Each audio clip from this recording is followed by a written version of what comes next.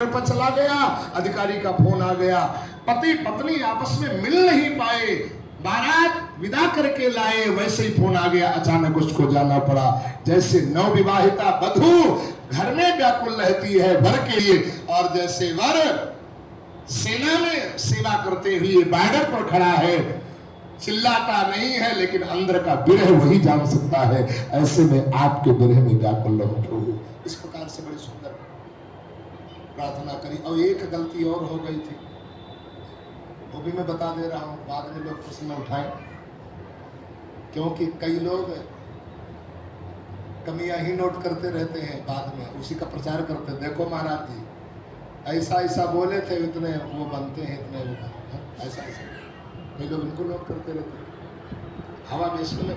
जब इसीलिए तो मैं मंच के सामने ज्यादा कथा के बीच में किसी को आने के लिए हाथ जोड़ा करता, प्रार्थना किया करता, तो कहना कुछ और कह कुछ और कही जाता, लोग उसको पकड़ लेते हैं। कल मैंने इंद्र के श्री राम दधीची ऋषि की हड्डियों को मैंने बताया था, 3 शस्त्र उसके बने। उसमें हम गलत क्या बोल गए थे?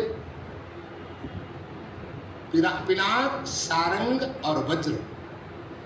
वज्र को इंद्र ने लिया है, और मैं कह गया था सारंग को भगवान शिव ने लिया है, बल्कि नहीं है, सारंग भगवान विष्णु ने लिया है, और पिनाक नाम का जो धनुष है उसको जो है भगवान शिव ने धारण किया है। लेकिन हम उसको थोड़ा उल्टा भावावेश से बोल गए थे। इसीलिए जो ये कथा यहाँ चलती है, यूट्यूब पे चलती है, और इसको जब समय निकाल करके नाम जब जिसमें करता हूँ बैठ करके, तो थोड़ी देर उसको सुनता हूँ, कहाँ पर गड़बड़ी हमारी हुई है, उस गड़बड़ी को पकड़ लो। वृंदावन बिहारी लाल की, सद्गुरुदेव भगवान की जय हो। तो मैंने उसी समय निर्णय लिया था कि मैं जाकर के जनता से माफी भी मांग लूंगा और अपनी गलती भी स्वीकार कर लूंगा। ऐसा नहीं बाद में लोग टीका टिप्पणी करना कहीं प्रारंभ कर दें। आजकल कितना यूट्यूब के माध्यम से ही बवाल हो रहा है, देखो ना। एक जटाशंकरी नाटकबाज है वृंदावन के, बताइए, मैं उनको तो कभी संत नहीं बोल सकता हूँ। कुछ दिन पहले अभी सीता जी के लिए, राधा जी के लिए क्या क्या अपशब्द बोला है, कैसे कैसे शब्दों का प्रयोग किया। संत स्वभाव बिल्कुल छू नहीं गया जिनको राम राम, केवल बड़े बाल रखवा लेने से ही, शरीर को ब्यूटी पार्लर में चिकला चेहरा करवा लेने से ही ये संत नहीं है, संत का स्वभाव होता है।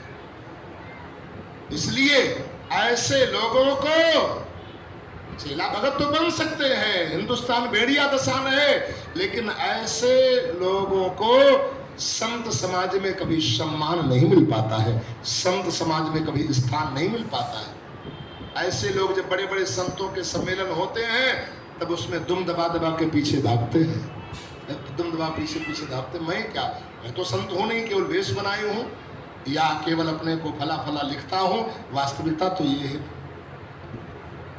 इसीलिए एक महात्मा कहते थे, आजकल उतना समाज से धर्म को नुकसान नहीं हो रहा है जितना समाज के ठेकेदारों से धर्म को नुकसान हो रहा है।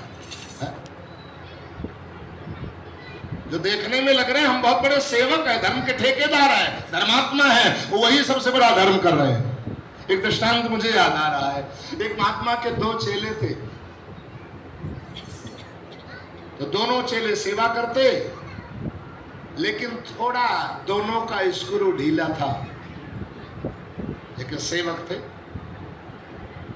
कभी कभी आपस में विवाद भी हो जाता था, तो गुरुजी ने दोनों शिष्यों के अंग बांट दिए।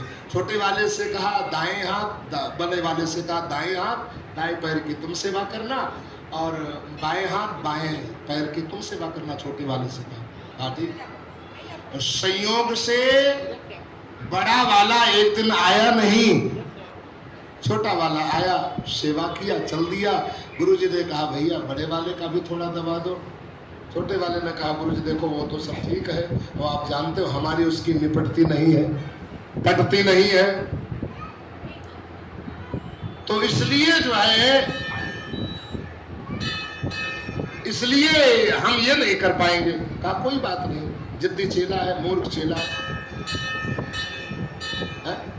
मूर्ख हो, शिष्य हो, सेवक सेवक सठ नप कृपन कुनारी और कपटी मित्र सूल समचारी। चार लोग हर समय कांटा जैसे खड़का करते हैं। सेवक हो लेकिन मूर्ख हो, स्त्री हो कुलटा हो, हर समय बात बात पर चिल्लाने वाली हो, बात बात पर डांटने वाली हो, बात बात पर मुंह बिचकाने वाली हो, आंखी हर समय चढ़ा करके रखे, सबसे हंस करके बोले, लेकिन पति बेचारा जब जाए तो उनका शरीर बिगड़ा ही रहे, चेहरा बिगड़ा ही रहे। बैठ गए पांडे जी, बैठे सिंह साहब, 2 मिनट रुक जाओ, अभी 2 मिनट रुक जाओ, मैं बुला लूंगा। वृंदावन बिहारी लाल की जय हो। ऐसा नहीं होना चाहिए, ऐसा नहीं होना चाहिए। पति पत्नी को तो बड़ा ही प्रेम से और बड़ा आनंद के साथ में मिलकर के रहना चाहिए। यदि सुलक्षणा पति पत्नी है तो उससे बढ़कर के दुनिया में कोई दूसरा मित्र नहीं है। सबसे सच्चा इस व्यवहार जगत में, इस संसार जगत में उससे बढ़कर के और कोई मित्र नहीं। वृंदावन बिहारी लाल की जय हो। तो शिष्य ने कहा ठीक है कोई बात नहीं। तो गुरुजी ने कहा बेटा छोटे वाले का बड़े वाले का भी दबा दो। बोले गुरुजी आप जानते हो हमारे उनकी पड़ती नहीं है और वो नहीं कर पाऊंगा। सेवक सठ नप कपल कुनारी, सेवक मूर्ख हो खलता है। मूर्ख चेला हर समय खलता रहता है, जैसे हमको खलता था पहले, ऐसे मूर्ख चेला हर समय है। एक बार गुरुजी की सेवा कर रहा था और सेवा कुछ और कहे कुछ और, गुरुजी कुछ और कहे वो कर कुछ और दे। तो गुरुजी चिल्लाए, बोले मूर्ख चेला ऐसा होना चाहिए, चेले को होशियार होना चाहिए, थोड़ा कहो तो ज्यादा समझ जाना चाहिए। उसने कहा ठीक है गुरुजी अब ऐसे ही करेंगे। और संयोग से गुरुजी को आ गया थोड़ा खांसी जुकाम बुखार। चेला को भेजा, कहा 10 जाओ दवा ले आओ। वो चेला दवा लेने के लिए 10 का नोट दिया, 2 रुपए की दवा ले ली। उसने कहा बाद में क्या आवश्यकता पड़ती है, 3 मीटर कपड़ा भी ले लिया। वो ज्यादा ही समझ गया। 2 रुपए के बतासे भी ले लिए, 2 रुपए की हवन सामग्री और लकड़ी भी, सब अंत्येष्टि क्रिया पूरा तरह के सामान लेकर के आ गए। तो गुरुजी से कहा गुरुजी दवा खाओ। बोले बेटा दवा तो ले आए लेकिन ये सब सामान काहे ले आए। चेला ने कहा गुरुजी आप ही कहते थे चेला ऐसा होना चाहिए जो थोड़ा कहो ज्यादा समझ लेना चाहिए। तो हम ज्यादा ही समझ लिए। बोले ज्यादा क्या समझ लिए। बोले हमने सोचा गुरुजी सही हो जाएंगे तो कोई बात नहीं वापस कर दूंगा, और मान लो कहे गोविंदाय नमो नमः हो गया तो कपड़ा और लकड़ी और बतासा इसके लिए दोबारा आना पड़ेगा। तो सब एक ही साथ हम ले आए। फटकार करके महात्मा ने भगा दिया। मूर्ख जिंदगी तेरे ही किए दे रहा है हमारी।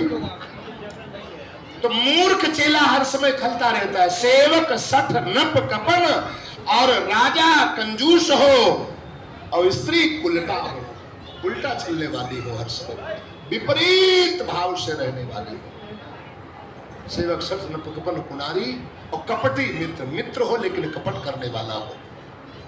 सूल समचारी, कांटा जैसे हर समय ये खरकते रहते। तो गुरुजी ने कहा बेटा दाहिना भी दबा दो बड़े वाले का। बोले गुरुजी हमारी नहीं लगती। बोले कोई बात नहीं। थोड़ी देर के बाद में करवट लिया, और जब करवट लिया तो बाएं हाथ पर दाहिना हाथ, बाएं पैर पर दाहिना पैर आ गया। उसने उठाया डंडा बेंत गुरुजी का। बोले क्या करोगे। बोले देखो गुरुजी आपने कहा दबाने के लिए, जब मैंने दबाया नहीं तो कचरे दे रहा है। 2-4 डंडे मारे, हाथ टूट गया, पैर टूट गया, लुंज पुंज अवस्था में छोड़ करके चला गया। दूसरे दिन बड़ा वाला चेला पहले ही आ गया। गुरुजी को इस दशा में देखा। बड़े वाले चेले ने पूछा ये किसने दशा बनाई। बोले बड़े वाले, छोटे वाले तुम्हारे गुरु भैया ने डंडे से। बोले वो डंडा रखा कहाँ है। बोले अब क्या करोगे। बोले देखना गुरुजी क्या करूंगा। उसने एक जगह से तोड़ा, हम 2 जगह से न तोड़ दो तो हमारा नाम बदल देना। गुरुजी ने मना किया। बोले और गुरुजी सब आपकी बात मानूंगा लेकिन उससे मैं कम नहीं हूं। उसका हाथ पैर जब तक तोड़ नहीं दूंगा तब तक हमको सुकून नहीं है।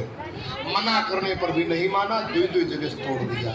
लुंज पुंज गुरु जी बोले अब बताओ और क्या सेवा करें। गुरु जी ने कहा इतनी सेवा पर्याप्त कर दी, और क्या खाली सेवा रह गई है। ये दृष्टांत है, लेकिन वेदांत इसमें क्या कहता है? वेदांत ये कहता है जो हम लोग धर्म के सेवक हैं ना, आजकल धर्म का ठेका लिए हुए हैं, सबसे बड़ा धर्म को हम लोग ही कमजोर कर रहे हैं। अनभिज्ञ समाज से धर्म को आज धोखा नहीं है, चिंता नहीं है, ये धर्म को सबसे बड़ा धोखा दे रहे हैं। तो हम लोग जो धर्म के ठेकेदार, और तभी धर्म को ज्यादा कष्ट होता है। धर्मो रक्षति रक्षिता, वैसे धर्म जो धर्म की रक्षा करता है वही उसी की धर्म रक्षा करता है।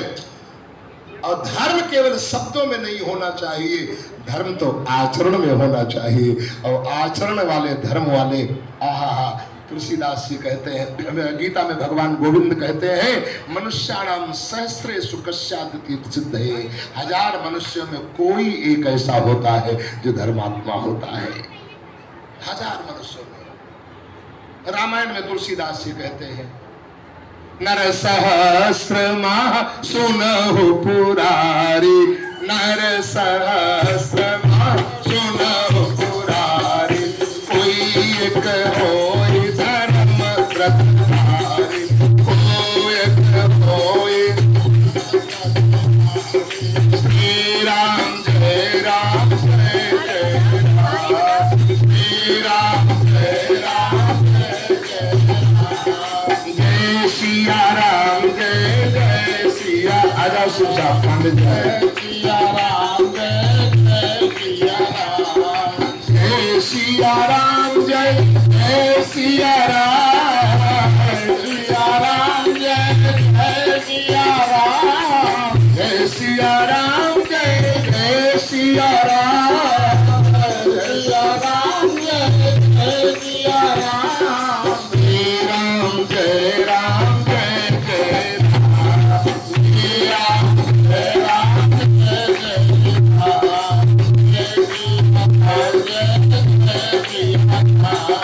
जय सिया राम जय जय सिया राम, श्री राम जय राम जय जय राम, श्री राम जय राम जय जय राम, जय सिया राम जय जय सिया राम, जय सिया राम जय जय सिया राम, जय राम जय राम जय जय राम, जय सिया राम जय जय सिया राम, जय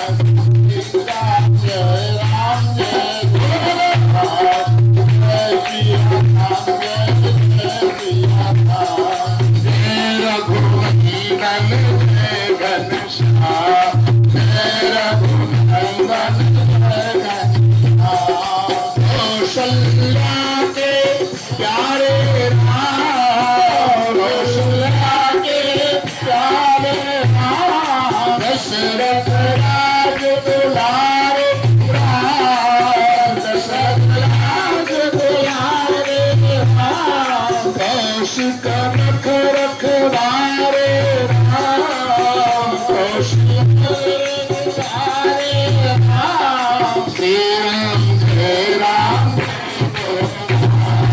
जय राम, जय राम जय सिया राम जय सिया राम। नर सहस्र में सुनहु पुरारी, और को एक होई धर्म व्रतधारी। किसी ने कहा हमारा धर्म क्या है? वैसे तो अनेक धर्म बताए गए हैं। भागवत जी में आया है, सत्य भी धर्म है, सत्यम परम धीमहि। मानस में कहते हैं, धर्म न दूसर सत्य समाना, आगम निगम लाभ। तो लोगों ने बाबा जी से कहा कि कलयुग में तो ऐसा असंभव है, अन्य युगों में भी हर समय यदि सत्य बोला गया तो उस सत्य के द्वारा कभी कभी बड़ा सा बड़ा अधर्म हो जाता है। आपके सामने से गाय गई है, पीछे से कसाई आ रहा है, आपने उसको देखा है, आपसे पूछा कि आपने गाय को देखा, तो वहां पर धर्म क्या कहता है? एक बार आपके झूठ बोलने से गाय के प्राण बच रहे हैं। मानस में वाल्मीकि जी महाराज ने राम जी से कहा है, 14 स्थानों में जब बताया कहाँ कहाँ रहो, तो एक स्थान ये भी बताया है, कहाँ ही सत्य प्रिय वचन विचारी और सोवत जागत शरण तुम्हारी। सत्य तो बोले लेकिन प्रिय सत्य बोले। मनु महाराज ने भी कहा है, सत्य प्रियात प्रियम ब्रूयात न ब्रूयात असत्य प्रियम। सत्य बोलो लेकिन प्रिय बोलो। तो इसका मतलब क्या खंडन कर दिया गया? धर्म न दूसरे सत्य समाना, आगम निगम पुराण बखाना। बोले नहीं, खंडन नहीं किया गया। तुलसीदास जी ने कलयुग की माहौल को देख करके उसको थोड़ा परिवर्तित किया है, जिससे सभी लोग धर्म को अपना ले, धर्म को मान ले। बोले महाराज हल्का कर दो। बोले हल्का क्या किया जाए? बोले जो समझ में आओ। बोले हाँ, एक धर्म बताया। बोले परहित सरिस धर्म नहीं भाई, और पर पीड़ा सम नहीं अधमाई। दूसरे के हित से बढ़कर के दुनिया में कोई धर्म नहीं है, और दूसरे से अहित से बढ़कर के दुनिया में कोई अधर्म नहीं है। दूसरे के हित से बढ़कर के कोई परोपकार नहीं है, और दूसरे से अहित से बढ़कर के दुनिया में कोई अपकार नहीं है। सबसे बड़ा परोपकार क्या है? बोले दुनिया में परोपकार सबसे बड़ा क्या है?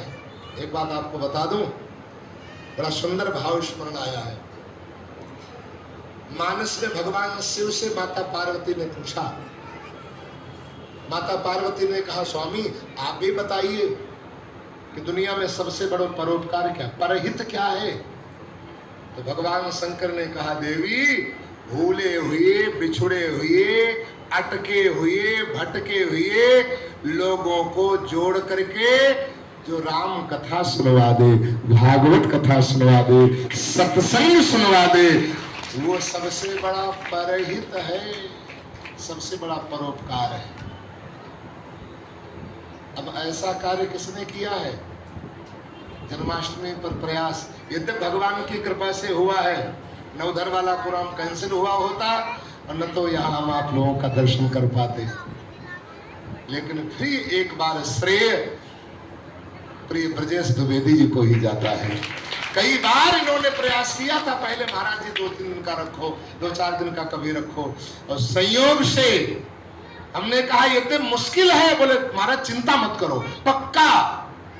जब उधर कैंसिल हुआ तो एक दिन पहले हमने फोन किया, हमने कहा ऐसा ऐसा है, अगर जो आपकी इच्छा हो तो बताओ। बोले महाराज जी आज ही हम समिति को बैठाल करके परामर्श लेकर के, और लोगों बोले नहीं नहीं महाराज जी आप पक्का ही समझो, पक्का ही समझो। हमने कहा फिर भी? बोले नहीं नहीं फिर भी। और रात में फोन कर दिया, महाराज जी ठीक है पधारिए। दूसरे दिन व्यवस्था हुई, तीसरे दिन कार्यक्रम। तो ये श्रेय तो जाता है, और वही सबसे बड़ा परोपकारी भी है। मैं परहित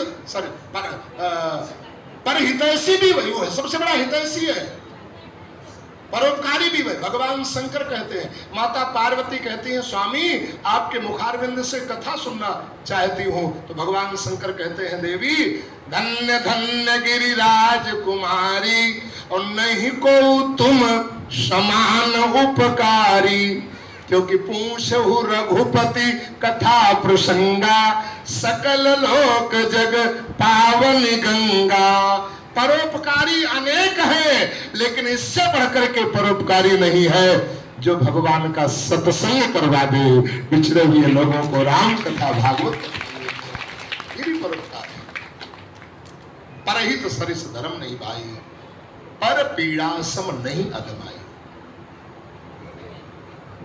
कई धर्म हैं,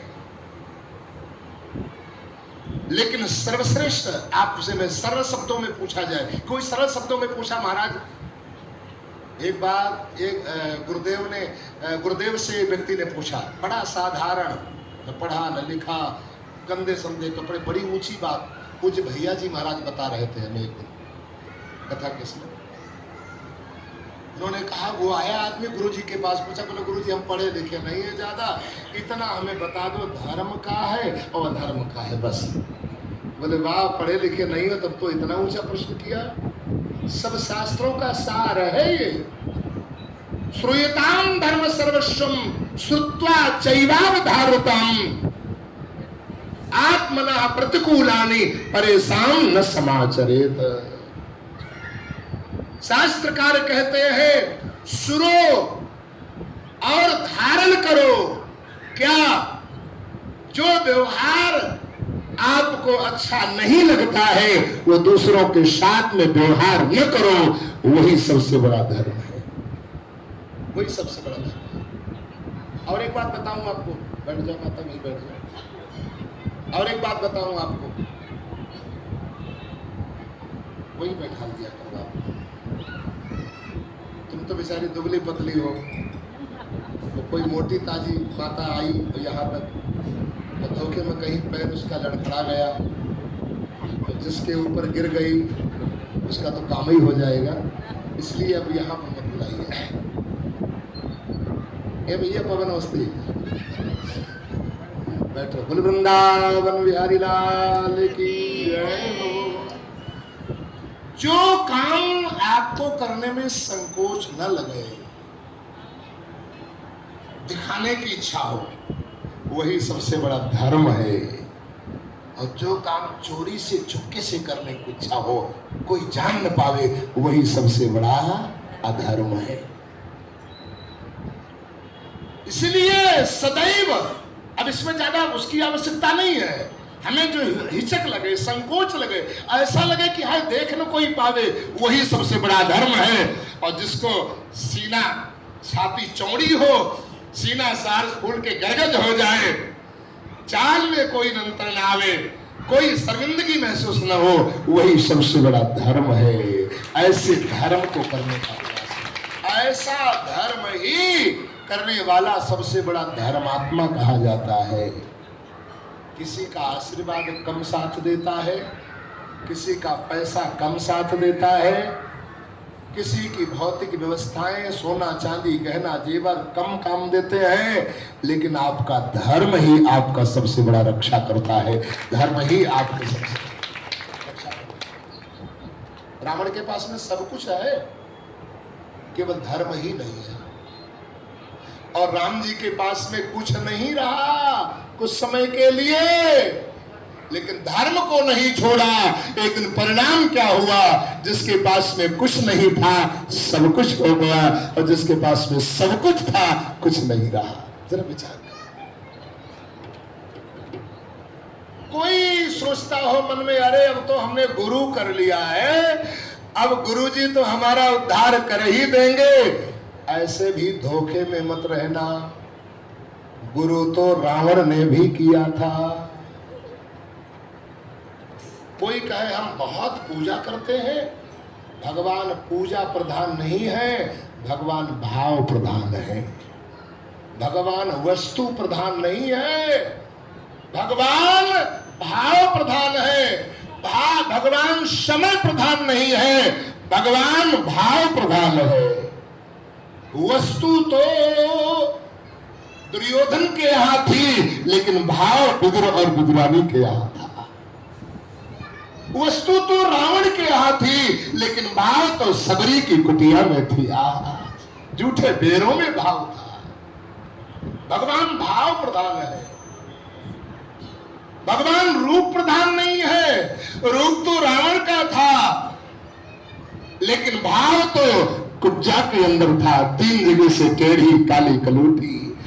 भाव तो सबरी के अंदर था। ये शांत करो जरा सा। वृंदावन बिहारी लाल की जय हो। इसीलिए जब गर्भ में बच्चा आ जाए तो माताओं को ज्यादा से ज्यादा मौन रहना चाहिए। बच्चा भी ज्यादा वाचाल नहीं बनता है। इसलिए नियम आए हैं भागवत में, 5 नियमों का पालन करना। सत्यम, शौचम, दया, दानम, एक भुक्तम तो भोजनम, वर्षावधि स्त्रिया कुर्यात् तेन पुत्रोत्पत्तिः। 5 नियमों का पालन करना चाहिए। वृंदावन बिहारी लाल की जय हो। तो मैं ये मत सोचा मैंने गुरु कर लिया है, रावण ने भी गुरु किया था, मैं निवेदन कर रहा था। कोई ये ना सोचे कि मैं पूजा बहुत ज्यादा करता हूं। अरे भैया, पूजा बहुत ज्यादा कितनी करते हो? रावण से ज्यादा पूजा थोड़ी करते हो। रावण तो काट काट करके शीश चढ़ाए, और एक बार नहीं अनेकों बार काट काट करके शीश चढ़ाए। इतना कठोर पूजा न तो कोई किया है और न कर सकता है। कोई कहे अरे मेरे पास में शरीर है, ताकत है, बल है। बल सहस्राबाहु के पास में भी था, बल तो रावण के पास में भी था। हमारे पास में तो 2 ही भुजाएं हैं, रावण के पास में तो 20 भुजाएं थी। रावण के पास में तो 10 सिर थे, हमारे पास में तो 1 ही खोपड़ी है। एक ने कहा महाराज इसका नाम खोपड़ी क्यों? हमने कहा सब कुछ खो दिया फिर भी पड़ी है, इसीलिए इसका नाम खोपड़ी है। सब कुछ खो दिया फिर भी पड़ी है, अहंकार में पड़ी है? तो इसलिए इसी का नाम खोपड़ी। अच्छा, रावण ने गुरु तो किया था, लेकिन शंकर जी की बात को नहीं मानता था। किसने पूछा शंकर जैसे गुरु हैं तुम्हारे? तुम त्रिभुवन गुरु वेद बखाना, तीनों भुवनों के जो गुरु हैं ऐसे गुरु तुम्हारे, और ऐसे गुरु मिलने के बाद में भी तेरे अंदर परिवर्तन क्यों नहीं आ रहा? शंकर से पूछा गया तुम परिवर्तन क्यों नहीं कर पा रहे हो? तो शंकर जी ने कहा गुरु करने से परिवर्तन नहीं होता है, गुरु की मानने से परिवर्तन होता है। इसलिए गुरु किया तो है लेकिन गुरु की मानता है ही नहीं, तो उसे परिवर्तन कैसे आएगा? रावण से पूछा तो मानते क्यों नहीं हो? रावण ने कहा क्या माने? बोले शंकर जी समझाते। बोले क्या समझाएंगे? ज्ञान खोपड़ी में होता है, सिर में ज्ञान होता है ना। उनके पास में 1 सिर और हमारे पास में 10 सिर, 10 गुना ज्ञान उनसे ज्यादा हमारे अंदर खुद ही है, तो गुरु जी हमको क्या समझाएंगे? वो तो परंपरा निभाने के लिए मैंने गुरु बना लिया है, गुरु की क्या हैसियत है? भैया ऐसा भी लिखा है, सब लोग जाते थे गुरु जी के चरणों में प्रणाम करते थे लेट करके, और रावण जब जाता था कैलाश पर्वत पर गुरु को लेट करके प्रणाम नहीं करता था, वो कैलाश पर्वत ही उठाकर को अपने माथे पर रख के प्रणाम कर लेता था, फिर रख देता था। एक बार जा रहा था तो हलचल मची एकदम कैलाश पर्वत पर। माता पार्वती ने पूछा स्वामी ये कैलाश पर्वत पर हलचल क्यों मच रही है? शंकर जी ने कहा देवी चेला आ रहा है। बोले ये कैसा चेला? बोले कुछ ऐसे चेले आते हैं जो आश्रम में हलचलें मचा देते हैं, जनवा देते हैं पूरा, और रावण उसी कैटेगरी का है चेला। तब तक पृथ्वी उठने लगी। बोले ये क्या हो रहा है? बोले रावण प्रणाम कर रहा है। बोले ये कैसा प्रणाम? लोग तो गिरते हैं चरणों में और फिर बाद में गुरु उठाता है। शंकर जी ने कहा पार्वती से कि तुम रावण से पूछ लेना। रावण से पूछा गया कि ये क्या कर रहे थे? बोले माता जी प्रणाम कर रहे थे। बोले प्रणाम कैसा? अरे बोले चरण मस्तक में लगाए जाते हैं ना।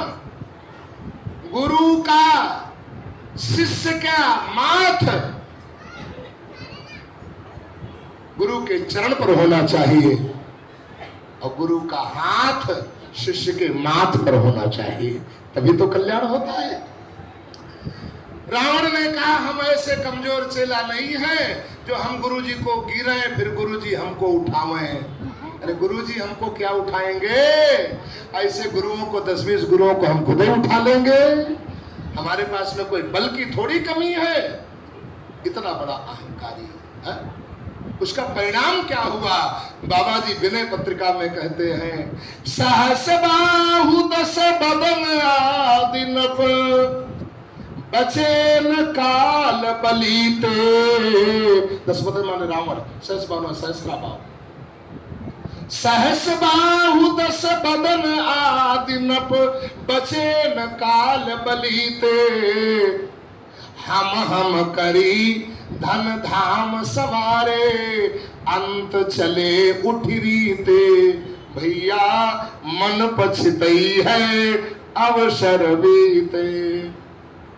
दुर्लभ देह पाई हरि पद भज बचन कर्म अरुहीते। नहीं तो मन पछतई है अवसर बीते। बाबा जी कहते सुत बित नारी, सुत बित नारी ईसरा तीनी, इनसे मोह बहुत ज्यादा है, पतन में डालने वाला है। न करो मोह सब हिते। सुत बित नारी आदि न करो नेह सब हिते। और अंत तो ही तजेंगे पावर तू न तजे अवहिते। इनसे प्यार नहीं, पारिवारिक सदस्यों से व्यवहार करना चाहिए और भगवान से सच्चा प्यार करना चाहिए। हम गड़बड़ी ये कर देते हैं, सच्चा प्यार करते हैं परिवार से, इंसान से, और थोड़ा व्यवहार करते हैं भगवान से। प्यार और व्यवहार में अंतर क्या है? आप आ रहे हो, रास्ते में कोई मिल गया, भैया कहाँ जा रहे हो, मैया कहाँ जा रही हो? अरे बोले वो दुर्गा मंदिर में कथा हो रही है। और उन लोगों ने बड़ी खाली 20 बार फोन किया। हमने कहा चलो एक दिन हुई आवे, वहीं जा रहा हूँ या वहीं जा रही हूँ। इसे प्यार नहीं कहते हैं, इसे व्यवहार कहते हैं। कहाँ जा रहे हो? अरे आपको पता नहीं है, वो गोविंदाचार्य आए हैं, कथा 8 साल पहले कर गए थे ना। नन्नू भैया ने बुलाया, ब्रजेश भैया ने बुलाया, समिति के लोगों ने आमंत्रित किया। 5 दिन का सत्संग हो रहा है, वहीं मैं जा रही हूँ, वहीं मैं जाता हूँ। मैं तो रोज जाता हूँ, आप भी चलिए, बड़ा आनंद आ रहा है। अरे आप भी चलिए चलिए। इसे बोले आपको बुलाया गया है कि नहीं? अरे बुलाया गया हो या न बुलाया गया हो, संत और भगवंत ये इनको बुलाने की रास्ता है तो भगवान के है ना। कथा, मंदिर और गुरु, इससे बुलाने की आवश्यकता नहीं होती है, सुन करके जाना चाहिए। भंडारण भले न जाए, उनके लड़के की शादी हो, मुंडन हो, से भले न जाए, ये तो भगवान की कथा, तुम भी चलो, तुम भी चलो। इसको व्यवहार नहीं कहते हैं, इसको सच्चा प्यार कहते हैं। भगवान को व्यवहार पसंद नहीं है, भगवान को प्यार पसंद है। इसीलिए कहा, किसी ने बाबा तुलसीदास जी से पूछा भगवान की चॉइस क्या है? बहुत बढ़िया फल, बहुत बढ़िया फूल माला, बहुत बढ़िया गहने, बहुत सुंदर पोशाक, बहुत सुंदर मंदिर। बोले ना, बोले भगवान की चॉइस क्या है? भगवान ने गीता में कहा है पत्रम पुष्पम फलम तोयम यो में भक्त्या प्रेक्षति तदहम भक्ति स्नामी। पत्र, एक भी पत्र मुझे कोई चढ़ा देता है तो मैं उसी के ऊपर प्रसन्न हो जाता हूँ। बहुत ज्यादा फूलों के चक्कर में मत पड़ना। माला नहीं मिल पा रहा है तो परेशान मत होना। कई लोग फूल माला नहीं मिल पा रहा है तो सुबह 4 बजे टेढ़वा बेत लेकर के जाते हैं और जिसके दरवाजे पर बढ़िया फूल वाला पेड़ देखते हैं, टेढ़वा बेत से झुका लेते हैं टहनी और एक एक गुट गुट तोड़ लाते हैं और भगवान को खूब चढ़ाते हैं। और वही जब जिसने पेड़ लगाया और जब उसको एक फूल नहीं मिलता है तो आंखी मिचमिचाता है और इतने बढ़िया वेद मंत्र बोलता है। कुछ लोग ऐसे बेशरम, वो गाली सुनते हैं, दूसरे दिन फिर वही काम करते हैं, कोई असर ही नहीं पड़ता है। भगवान से कहते हैं स्वीकार करो, फूल लाया हो। भगवान कहते हैं फूल तो लाए हो लेकिन चुरा करके लाए हो और चोरी की वस्तु मुझे स्वीकार नहीं है। पुष्पम नहीं, पुष्पम माने एक वचन है, पुष्पम, पुष्पाणी बहुवचन है और पुष्पम केवल एक फूल। मैं रीझूं एक चुल्लू जल पे और बिक जाऊं एक तुलसी बल पे। पत्रम पुष्पम फलम तोयम। हम तो कहते हैं फूल नहीं है तो फूल को सुमन कहा जाता है, और सुमन नहीं है तो अपने मन को सुंदर बना करके भगवान के चरणों में चढ़ा दो, भगवान उसी से राजी हो जाएगा। भगवान ने आपका तन नहीं मांगा, भगवान ने धन नहीं मांगा, भगवान ने जब जब मांगा है, जिससे जिससे मांगा है, भगवान ने मन ही मांगा है। क्यों? क्योंकि श्रुति भगवती आमना कह करके भगवान को संबोधित करती है। भगवान के पास में सब कुछ है लेकिन मन नहीं है। किसी ने भगवान से पूछा, प्रभु आपको मन की आवश्यकता पड़ती है तो आप क्या करते हो? भगवान ने कहा, जब मुझे मन की आवश्यकता पड़ती है तो मन में अपने भक्त का ले लेता हूं, और जैसे भक्त का मन हमारे प्रति होता है मैं उसके लिए वैसा ही बन जाता हूं। जाकी रही भावना जैसी प्रभु मूर्ति, देखी तिन तैसी। एक ने कहा भगवान साकार है, दूसरे ने कहा भगवान निराकार है, और साकार निराकार में झगड़ा हो रहा है। तीसरा एक आ गया नास्तिक, उसने कहा सुनो, न साकार है न निराकार है। बोले क्या है? बोले जो साकार निराकार का झगड़ा करवा रहा है पहले ही, वो न साकार निराकार बिल्कुल बेकार है। भगवान से पूछा गया आप कैसे हो? भगवान ने कहा न मैं साकार हूं न मैं निराकार हूं, भक्त की भावना के तदाकार हूं। तदाकार तो फूल नहीं है तो मन चढ़ा दो, सुमन हो जाएगा, सुंदर मन।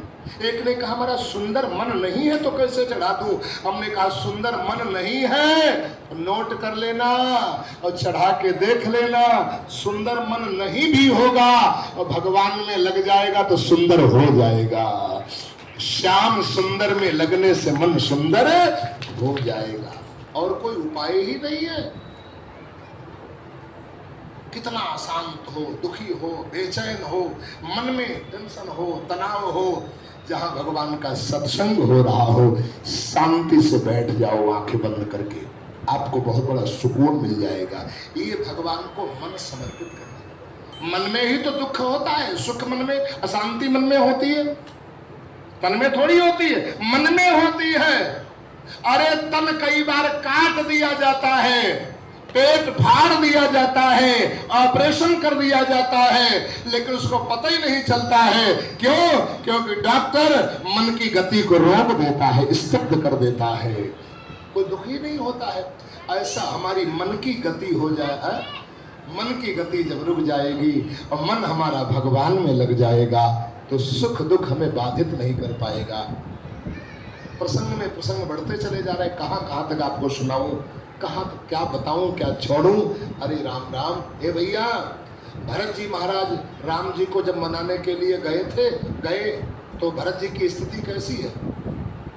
झलका झलकई पायन कैसे, पंकज कोस ओस कन जैसे। नंगे पैर जा रहे हैं, पैदल जा रहे हैं।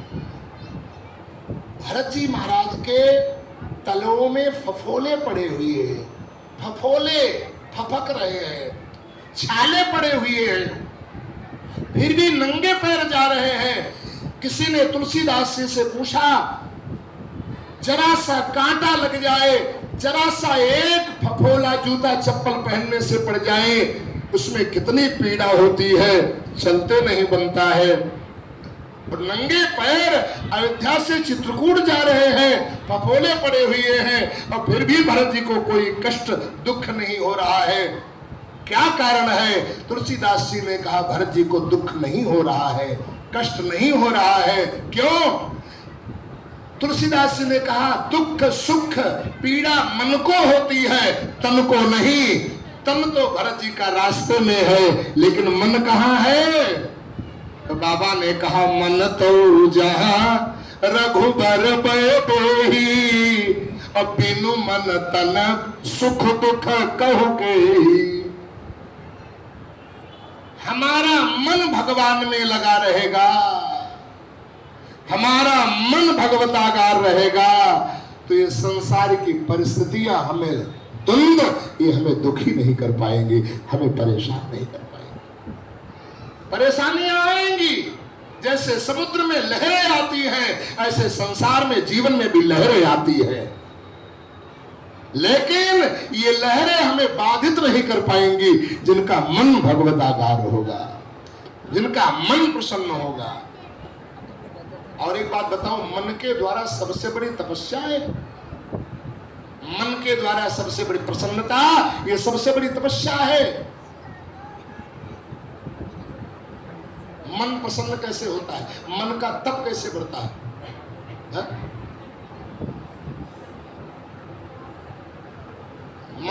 आत्मनिग्रह।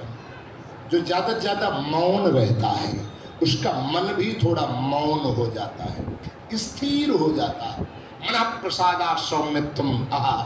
गीता में भगवान कृष्ण अर्जुन से कह रहे हैं 3 प्रकार की तपस्या, शरीर की तपस्या, वाणी की तपस्या और मन की तपस्या।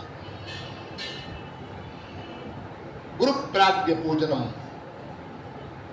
ब्रह्मचर्यम, गुरु माता पिता श्रेष्ठ जनों की पूजा, ब्रह्मचर्य का पालन करना, ये शरीर की सबसे बड़ी तपस्या है।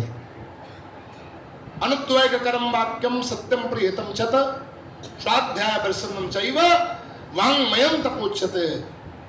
उलझाने वाला कोई शब्द न बोला जाए, सत्य बोला जाए, प्रिय बोला जाए और अपने वाणी को शास्त्र स्वाध्याय में लगाया जाए, भगवान नाम में लगाया जाए और दूसरे की परहित में वाणी को लगाया जाए। वो वाणी की सबसे बड़ी तपस्या है। और मन प्रसादा सौम्यतम मौनम आत्मनिग्रहम। सौम्यता के भाव से रहा जाए, साधारण भाव से रहा जाए। अपने को बहुत बड़ा आदमी मान करके जो रहता है वो सुखी नहीं हो पाता, उसको जीवन का आनंद नहीं मिल पाता। मन प्रसादा सौम्य, उसका मन कभी प्रसन्न नहीं हो पाता। एक बार रिक्शे वाला रिक्शे पर पड़ा पड़ा सो रहा था और करोड़पति आदमी एसी रूम से विंडो से देख रहा था, उलझन उफ उफ कर रहा था। डल्लप का गद्दा, एसी बढ़िया, बेड, और फिर भी नींद नहीं आ रही थी। 2 बजा था। उसने सोचा हम इतने बड़े आदमी फिर भी नींद नहीं आ रही, और ये देखो रिक्शे पर पड़ा हुआ है, आधा धड़ इधर आधा उधर, और आराम से सो रहा है। क्या कारण है? 50,000 की गड्डी ले जा करके रिक्शे वाले खोपड़ी के पास में रख दिया। तो सुबह जब उठा तो सौभाग्य, कूद पड़ा। 10 रिक्शे उसने लिए, चलवाने लगा, अपना भी चलाई, चलवाने लगा। थोड़े दिनों के बाद में जो 8 बजे सो जाता था ना, अब 10 बजे तक हिसाब करता हूँ। उसने सोचा कि पैसा ज्यादा बढ़ गया, अब 10 और ले लें, दिन में भी चलवाएं रात में भी चलवाएं। अब 10 और ले लिया तो रिक्शा चलाने वाले आए, जमा करके चले जाए, पढ़ करके सोए आराम से। और जो चलवा रहा था वो न रात में सो पावे न दिन में सो पावे, हिसाब में ही उलझा रहे हर समय, हिसाब में ही हर समय उलझा रहे भैया। उसने देखा 10 दिन के बाद में, 15 दिन के बाद में कि तो सो रहा और वो कहाँ चला गया। बोला देखा, उससे पूछा जाकर के दिन रात हिसाब में ही उलझा रहता है। बड़े आदमी ने कहा बस समझ में आ गया, हमारे अशांति का कारण ये बहुत ज्यादा बड़े आदमी हो जाना ही अशांति का कारण है। कामनाओं का बढ़ जाना ही सबसे बड़ा अशांति का कारण है। भिक्षा पात्र भर जाता है लेकिन इच्छा पात्र कभी भरना मुश्किल पड़ जाता है, भर नहीं पाता है, क्योंकि इच्छाएं हर समय उत्तरोत्तर बढ़ती रहती हैं। इसलिए इच्छा इनको भरना बहुत मुश्किल पड़ता है। मना प्रसादा सौम्यत्वम मौनम आत्मनिग्रहम। आप थोड़ा मौन रहने का प्रयास करिए। कई लोग इतना ज्यादा बोलते, इतना ज्यादा, अति का भला न बोलना, अति की भली न चूक। और कई लोग इतना बोलते हैं दूसरे को बोलने का मौका नहीं देते हैं। धन्य है, राम राम राम। एक बार पति पत्नी जा रहा था, मोटरसाइकिल पर बैठा, रास्ते में मोटरसाइकिल खराब हो गई। अब बेचारा जून का महीना, पति मोटरसाइकिल भी सही कर रहा था और पत्नी की डांट भी सहन कर रहा था। पत्नी कह रही थी चेक करके नहीं चलते हो, देख करके नहीं चलते हो, पहले सेट करवा किया दिया करो, ये देख लिया करो, ये तुमको आज तक कुछ करने नहीं आया, कुछ भी नहीं जानते हो। ये कई पत्नियां तो ऐसे बोलते हैं पति से। तो एक आदमी बेचारा दूर से बैठा देख रहा था, हमारे द्विवेदी जी जैसा दूर से बैठा देख रहा। तो आया पास में, उसने कहा भाई साहब बताइए आपकी क्या सहायता करूं। तो उसने कहा सहायता यदि करना चाहते हो तो जब तक मैं मोटरसाइकिल सही करूं तब तक हमारी पत्नी से बात कर लो, बस यही सबसे बड़ी सहायता हो जाए। मौनम आत्मनिग्रह। बहुत ज्यादा बोलना भी सबसे बड़ा रोग है। बोलन सम कोई रोग न देखो, चुप सम औषध नाहि, जगत में मौन बिना सुख नाहि। जगत में मौन बिना सुख नाहि। आप जितना मौन रहेंगे उतनी वाणी का तेज बढ़ेगा, उतनी वाणी की तपस्या बढ़ेगी, उतना सत्यवादी आपकी वाणी हो जाएगी। बहुत ज्यादा किसी से मोह आपका नहीं होगा, बहुत ज्यादा किसी से आपका लगाव नहीं होगा, और बहुत ज्यादा किसी से बैर आपका नहीं होगा, और बहुत ज्यादा आपका इधर उधर चिंतन नहीं जाएगा यदि आप थोड़ा मौन रहेंगे। अनर्गल बातों को बोलने की आवश्यकता नहीं है। सेवक जी महाराज हित संप्रदाय में एक हुए हैं, उन्होंने अपनी वाणी में लिखा है, रसना कटौ जो अन रटौ, फुटौ अन लखे नयन, श्रवण फुटौ जो अन सुनौ, श्री राधा अस बैन। वो वाणी कट करके गिर जाए उसकी कोई शोभा नहीं है। वो कान फूट जाए उनकी कोई शोभा नहीं है, जो सब कुछ सुने लेकिन भगवत कथा वाणी नाम न सुने सबकी। आंखें वो फूट जाए उनकी कोई शोभा नहीं है, जो सब कुछ तो देखें लेकिन आहा श्याम सुंदर का दर्शन न कर पाए, राधा रानी का दर्शन न कर पाए। बेकार है उनकी सार्थकता। एक स्मरण मुझे आ रहा है, प्रसंग सुना करके मैं वाणी को विराम करूं। सूरदास जी का नाम सुना होगा आपने, बहुत अच्छे महापुरुष हुए सूरदास जी, जन्म से ही अंधे, दिल्ली के पास में रहने वाले थे। माता पिता भी बहुत ज्यादा परेशान, तो उनके पिताजी पांडित्य पुरोहित का कर्म करते थे। बहुत समय तक कुछ कार्यक्रम लगा नहीं, और एक दिन कथा हुई तो सत्यनारायण की कथा में एक यजमान ने उनको सोने की मोहर दे दी, और जैसे मोहर लेकर के आए, लाल कपड़े बांध करके रखा, और रात में चूहा लेकर के ऊपर छत में बिल में चला गया, और सुबह हुआ जब मिला नहीं तो सारी भद्दरा सूरदास जी के ऊपर ही गिरा दिया। मूर्ख, ये अभागा जब से पैदा हुआ है घर की लक्ष्मी बाहर जा रही है। सूरदास जी आज कई सालों के बाद में बोले। सूरदास जी ने कहा, सुनो मैं बता तो दूंगा लेकिन बताने के बाद में घर में रुकूंगा नहीं। माता पिता ने कहा, बेटा जहाँ कल जाना चाहते हो आज ही निकल जाओ, तुम्हारी कोई चाहे। ऐसे तो दुनिया होती स्वार्थी, जब तक दुनिया के मतलब के रहोगे तब तक आपको भैया भैया, आपको बाबू बाबू करती रहेगी।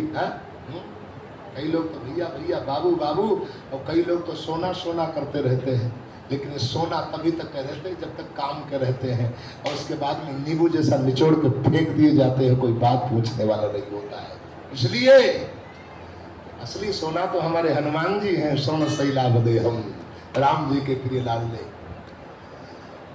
बोले जाओ ऊपर चले जाओ, देखो जाकर के। वहां गए तो राशि लाल कपड़े में मिला, वापस आए, वहां से सूरदास से निकल लिए, बहुत आग्रह किया लेकिन रुके नहीं। वृंदावन में आए, बिहारी जी के चरणों में रुदन करते, संकीर्तन गाते, भजन गागा करके सुनाते, वाणी सुनाते, लोग उनके लात मारते, हाथ मारते, जूता चप्पल उनके पैरों में लगा के चले जाते। कई लोगों ने एक बार उठा दिया, हटा दिए, डिस्टर्ब हो रहा है, व्यवधान पड़ रहा है, दर्शन नहीं हो पा रहा है। सूरदास जी महाराज जी गए मंदिर के पीछे, रुदन करते हुए भगवान का नाम संकीर्तन गाते हैं। शाम के समय पुजारी मंदिर बंद करके बाहर गया, राधा और बिहारी दोनों लोग रास करने के लिए निकले। बोले देवी आज मंदिर के पीछे चला जाए।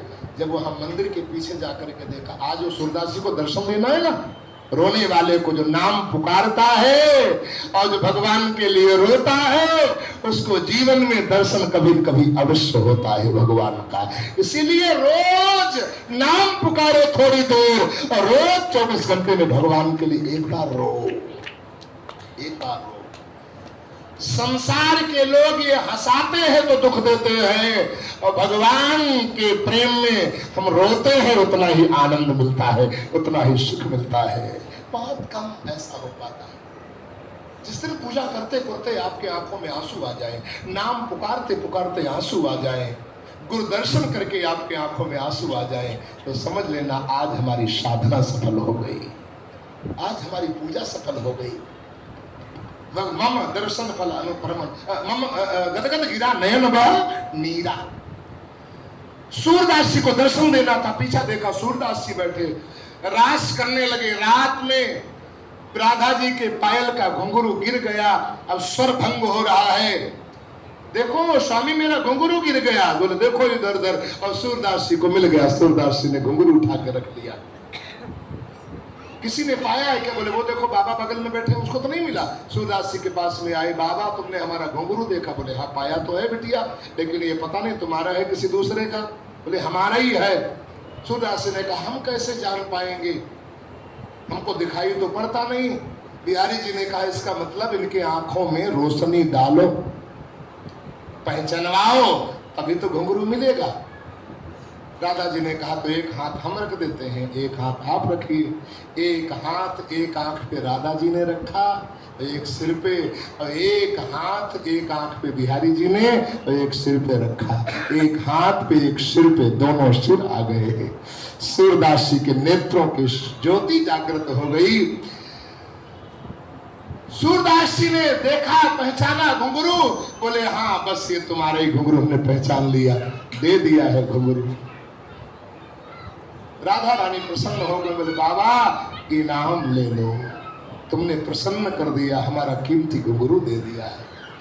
सूरदास जी ने कहा इनाम देना चाहती हो? बोले हाँ। संकल्प करवा लिया, जो मांगोगे मांगूंगा दोगी। राधा रानी ने कहा बाबा मैं परम प्रसन्न हूं आपके ऊपर, जो मांगना चाहो मांग लो, पीछे नहीं हटूंगी। सूरदास जी ने कहा देवी देना चाहते हो तो यही दे दो, हमारी जैसी पहले आंखें थी बस वैसी हो जाए, बस और कुछ नहीं चाहिए। राधा रानी ने कहा क्या कह रहे हो आप? श्याम सुंदर ने कहा ऐसा क्यों मांग रहे हो? सूरदास जी ने कहा आंखों की सफलता किसमें है, आंखों की सार्थकता किसमें है? राधा बिहारी श्याम सुंदर का दर्शन हो जाओ, और श्याम सुंदर का दर्शन करने के बाद में भी यदि कुछ देखना बाकी रह गया है तो समझ लेना आंखें सफल नहीं, आंखें असफल। अब कुछ देखना बाकी नहीं। तेरे सिवा कोई चाह नहीं है, तेरे सिवा कोई चाह नहीं, तेरे सिवा कोई चाह नहीं है, तेरे सिवा कोई मुझे सूझती